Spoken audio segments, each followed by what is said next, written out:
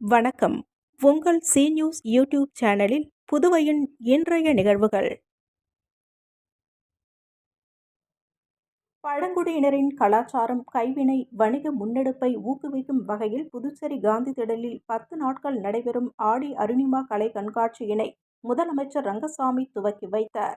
மத்திய அரசின் பழங்குடியினர் விவகாரங்கள் அமைச்சகம் மற்றும் மலைவாழ் மக்கள் கூட்டுறவு கொள்முதல் மற்றும் விற்பனை மேம்பாட்டு இணையம் ஆகியவை சார்பில் பாரம்பரிய பழங்குடியினரின் தொழில் முனைவு, கைவினை, கலாச்சாரம், உணவு மற்றும் வணிக முன்னெடுப்பை ஊக்குவிக்கும் வகையில் புதுச்சேரியில் ஆடி அருணிமா கண்காட்சி கடற்கரை சாலையில் உள்ள காந்தி திடலில் வரும் 15ஆம் தேதி வரை 10 நாட்கள் நடைபெற உள்ளன.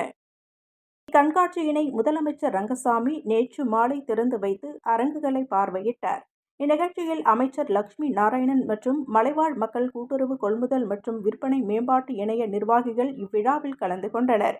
இக்கண்காட்சியில் வடகிழக்கு மாநிலங்களான அசாம், திரிபுரா, மணிப்பூர், நாகாலாந்து, மிசோரம், மேகாலயா மற்றும் அருணாச்சல பிரதேசத்தில் மலைவாழ் மக்களால் தயாரிக்கப்பட்ட கைத்தறி துணி வகைகள், மரச்சாமான்கள், சுடுமண் கலைப்பொருட்கள், மண்பாண்டங்கள், கண் சுவர் ஓவியங்கள் 30 அரங்குகளில் விற்பனைக்கு வைக்கப்பட்டுள்ளது.